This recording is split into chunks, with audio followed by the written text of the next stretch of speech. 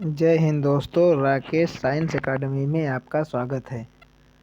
आज हम बात करेंगे क्लास 12 के chapter 4 moving charge and magnetism यानी फिजिक्स के हम चैप्टर 4 के इम्पॉर्टेंट क्वेश्चन के बारे में आज हम बात करेंगे।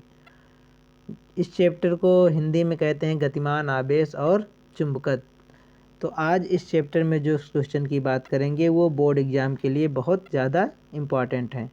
तो आइए हम देखते हैं। पहला क्वेश्चन जो इस चैप्टर का हमने लिया है वो है बायो-सेवर्ट नियम की सहायता से वृत्ताकार धारावाही कुंडली के केंद्र पर उत्पन्न चुंबकीय क्षेत्र के लिए सूत्र स्थापित कीजिए।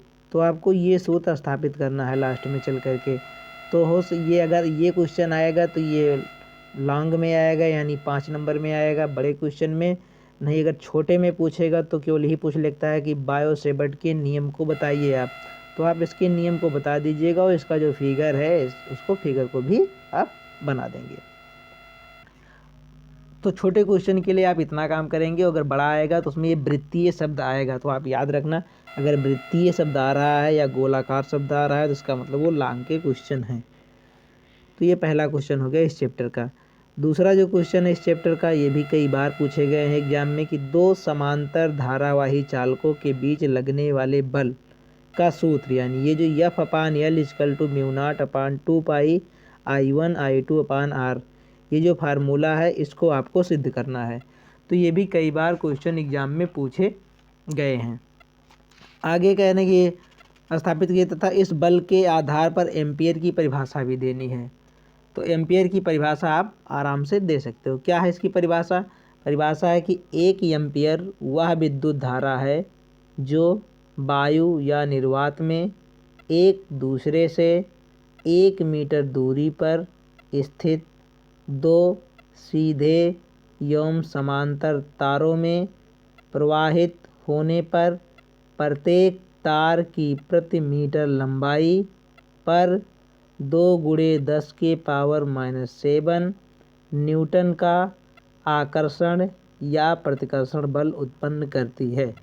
तो जब इसको आप सॉल्व करेंगे तो इसमें जो तार लिए जाएंगे उस तार के हिसाब से आप बता सकते हो, क्योंकि इसमें आप 2 तार लेंगे तो 2 तार ऐसे समांतर लेंगे और 2 और लेंगे आप।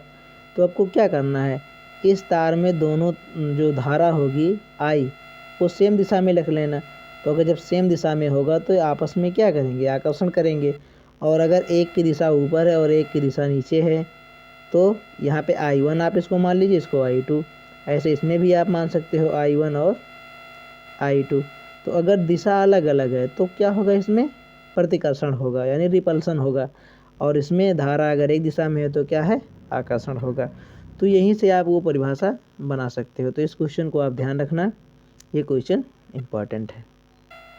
आपको ध्यान क्या रखना है कि क्वेश्चन में अगर 2 धारावाही चालक की बात हो रही है समांतर, तो आपको इसी क्वेश्चन को करना है, बस ये शब्द आपको क्वेश्चन में मिल जाए। नेक्स्ट क्वेश्चन जो है वो भी एग्जाम में पूछा गया है। फ्लेमिंग के बाएं हाथ का नियम पूछते हैं क्या है। तो फ्लेमिंग का ये देखिए मैं यहाँ पे बनाया हूँ हाथ, यानी बाएं हाथ का जो नियम है मैं यहाँ पे मेंशन किया हूँ।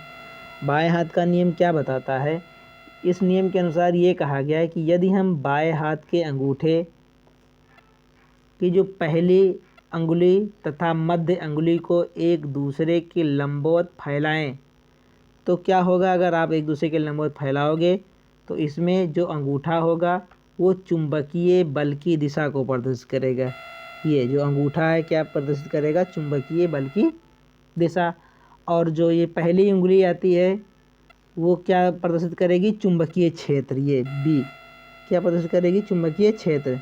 और ये जो मध्य वाली अंगुली आएगी ये चालक की धारा को प्रदर्शित करती है। तो बस आपको यही लिख देना है उसमें। तो ये हो जाएगा फ्लेमिंग के बाएं हाथ का नियम। नेक्स्ट क्वेश्चन जो पूछा गया है इस चैप्टर से, लॉरेंज बल क्या है। लॉरेंज बल के बारे में पूछे हैं, तो लॉरेंज बल भी इम्पॉर्टेंट है। लॉरेंज बल क्या होता है, किसी चुंबकीय क्षेत्र में गतिमान आवेश पर लगने वाले बल को लॉरेंज बल कहते हैं। लॉरेंज बल का जो सूत्र है ये F = अगर इसको वेक्टर के फॉर्म में लिखोगे तो एफ के ऊपर vector equal to q bracket में वी क्रॉस वी, ये वेक्टर फॉर्म है। यहाँ वी के ऊपर भी क्या लगेगा, वेक्टर लगेगा, यानी वी के ऊपर भी वेक्टर रहेगा और बी के ऊपर भी वेक्टर रहेगा। ये तो हो गया वेक्टर फॉर्म इसका। और ये भी क्वेश्चन में पूछा गया है, अगर F equal to q B v sine theta, तो इस पे क्वेश्चन भी आते हैं और इसकी परिभाषाएं भी आती हैं। तो क्वेश्चन जब आएगा तो आपको दिया होगा ये क्यू आवेश है, ये क्वेश्चन में दिया होगा आपको कि क्यू क्या है, आवेश है, वी क्या है, चुंबकीय क्षेत्र है, और ये वी क्या है, ये जो इसमें वी है, वी यानी कण का वेग होता है, ये जो वी है ये कण का वेग है, ये वी क्या है, चुंबकीय क्षेत्र है। और साइन थीटा क्वेश्चन में आपको बताएगा, साइन थीटा इतना है, नहीं अगर बताएगा तो बताएगा कि ये चुंबकीय क्षेत्र इसी की लंबवत है। तो अगर लंबवत कहेगा तो इसका मतलब साइन 90, कोई चीज़ अगर लंबवत होती है तो कितने डिग्री बनाती है, 90 डिग्री।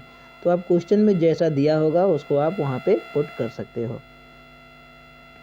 और एक ये फोर्स का एक फार्मूला और होता है कि क्वेश्चन में के अकॉर्डिंग कि क्वेश्चन में क्या दिया गया है, तो आप उसके हिसाब से उसको भी वहाँ पे अरेंज कर सकते हो।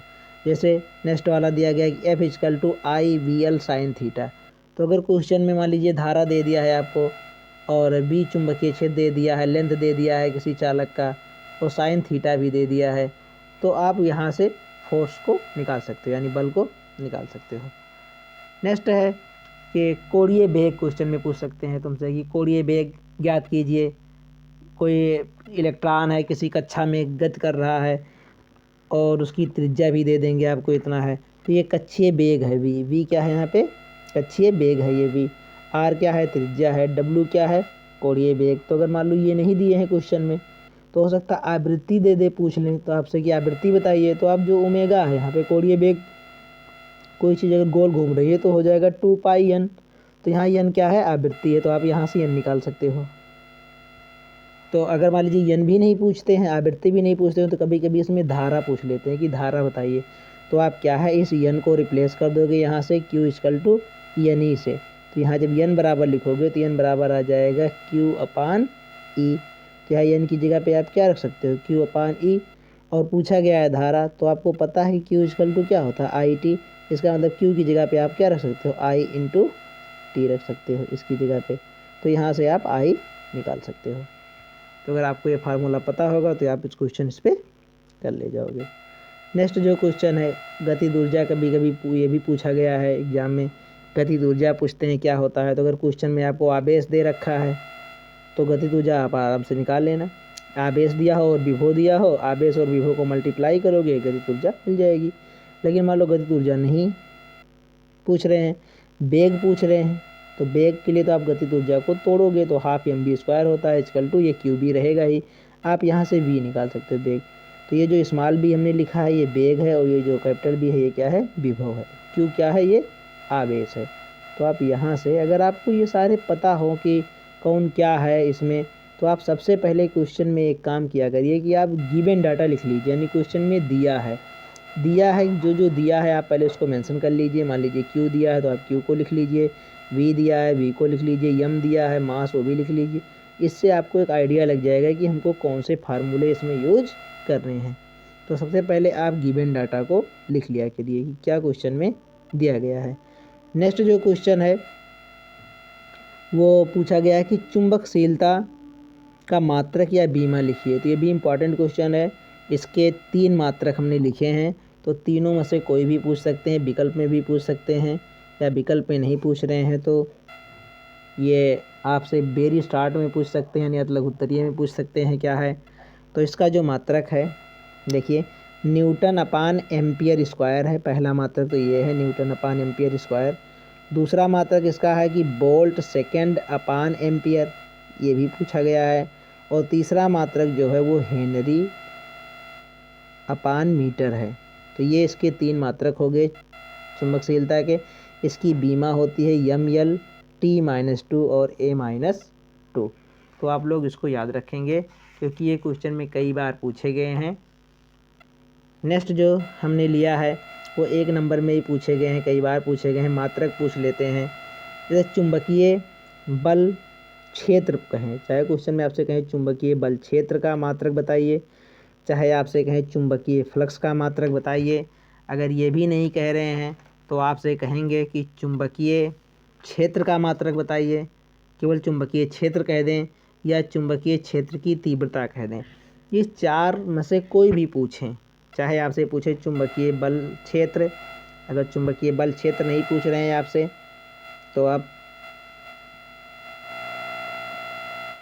तो चुंबकीय बल क्षेत्र अगर पूछ रहे हैं तो ठीक है, चुंबकीय बल क्षेत्र आप बता दोगे। और चुंबकीय बल क्षेत्र अगर नहीं पूछ रहे हैं, कह रहे चुंबकीय फ्लक्स बताइए, तो फ्लक्स आप यहाँ से बता सकते हो। और नहीं, तीसरा क्या कह सकते हैं कि चुंबकीय क्षेत्र की तीव्रता, चुंबकीय क्षेत्र की तीव्रता कहें आपसे, चुंबकीय क्षेत्र की तीव्रता कहेंगे। या अगर ये भी नहीं कहते हैं तो कहेंगे चुंबकीय क्षेत्र केवल। तो ये चारों नाम में से कोई भी नाम आए, आपको मात्रक यही बताना है। यानी इसका जो पहला मात्रक हमने लिया है वो है न्यूटन अपान एम्पियर मीटर, ये भी पूछा गया है। और दूसरा जो है वो वेबर अपान मीटर स्क्वायर, सबसे ज़्यादा पूछा जाने वाला यही है, वेबर अपान मीटर स्क्वायर। तीसरा है टेस्ला, तो आप इसको याद रखेंगे, वेबर पर मीटर स्क्वायर, ये कई बार पूछा गया है। इस मात्रक को दे करके विकल्प में भी पूछ लेते हैं ये। तो आप इन सारे क्वेश्चन को देख लेंगे एक बार, और देखने के बाद अगर आप चाहें तो इसको स्क्रीनशॉट ले लें। अगर स्क्रीनशॉट नहीं लेना चाहते हैं तो आप इस क्वेश्चन को नोट कर लें अपने कॉपी पे, और इसी क्वेश्चन को आपको बार बार देखना है। इस चैप्टर से इस क्वेश्चन के अलावा और कोई क्वेश्चन नहीं आएंगे। ये वीडियो आपको कैसी लगी कमेंट में आप ज़रूर बताएं, और आप हमारे चैनल को सब्सक्राइब करिए, लाइक करिए, कमेंट करिए और अपने दोस्तों को शेयर करिए, जिससे वो भी इस क्वेश्चन को पढ़ लें और बोर्ड में वो भी अच्छा करें। धन्यवाद।